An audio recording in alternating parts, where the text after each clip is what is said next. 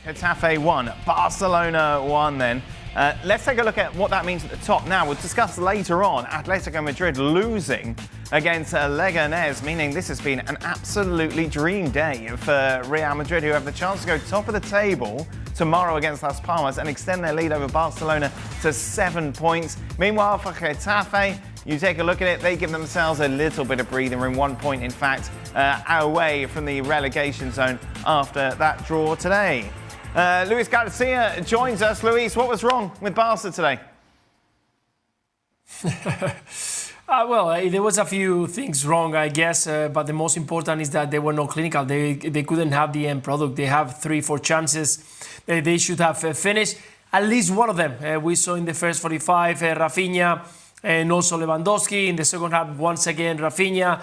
When you are very close in these kind of games, there is a very thin line between winning or drawing the game, as we've seen, and you need to be very accurate. I think from the first minute we saw at Barcelona that it was not moving the ball as quick as we saw them in the last couple of games. The intensity wasn't there anymore. And it was in the second half where we dominated the game, but they were not under control. They, at some points, understood that Getafe was going to create chances because on those counterattacks, they were even sometimes losing advantage 3-4, 3 players against 4. And when you are in that kind of situation, you know that you are not in the good path. In the last moment, all the players got frustrated because you know that Getafe, every single team in La Liga should go, first of all, to go before they face Getafe, to go to do a session of mindfulness, because you have to go calm and understanding that at some point they're going to lose and waste the time, they're going to frustrate you, they're going to try to chase you and face you 1v1. But in the end, this is football, and there are many ways to get the points. So the Getafe took their way, and they win a very good point for what they is this season. I often go on those mindfulness things. Well, Stevie hosts a weekly thing in his back garden, mindfulness. This game looked like it was going to be easy after 20 minutes. Probably should have been easier than it was, for all the reasons that Luis mentioned. And then the Getafe goal just changed the belief that they had and started to frustrate Barcelona. There was a winter break, a short winter break, but the La Liga poor form continues. Yeah. And only Real Madrid, who have just been walloped by Barcelona in the Super Cup and struggled against Celta Vigo, had to go to extra time. Only they could go 7 points clear tomorrow, and they're not even playing well. Now, they could stuff that up, but this is a concern. They go, I don't know, the Betis game maybe was a little bit of a false narrative because they were so poor. Right. Obviously, it was a big win in Saudi Arabia. Second half today, there was just nothing from them, though, was there?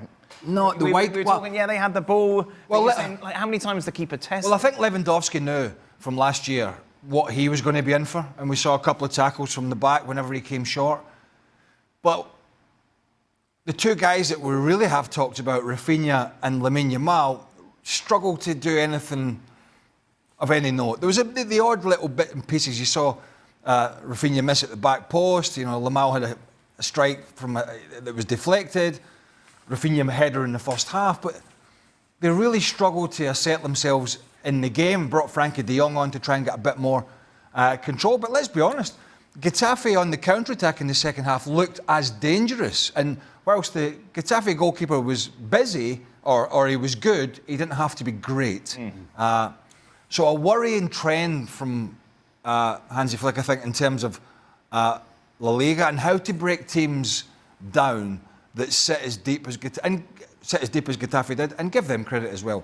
You may not people may not like watching them outside of Getafe fans, and the antics of some of their players was the same as last season. It was unnecessary, but they did a very good job defensively. As the boys mentioned in commentary, they're in great shape. They're tough to break down, and they offered somewhat of a threat going forward. So a very good day for them. What's interesting, Stevie, is that we knew exactly what Getafe were going to do. Yes, exactly. They did it. Should Hansi Flick have been prepared better to deal with that? Well, I find it difficult to understand. I don't think there's any way possible Hansi Flick hasn't said, look, this team are going to try and upset you, try and get in your head, try and disrupt you. I can't imagine there's any way he hasn't mentioned that. And the longer the game went on, the more they fell into the trap. culminating in the last 5-10 minutes. Yeah. There wasn't any football. It was just people hitting the deck, people complaining. Which was their game plan. Oh, referee giving yellow cards. So for Getafe, it was the perfect scenario. yeah. Was it a red card for you, by the way, Luis? Aggression, but if the referee decided to call it, it should have been a red card. So this is the way it is, and once you have done it before, you have to keep that consistency. So that's why I don't understand why the referee decided not to do it. Luis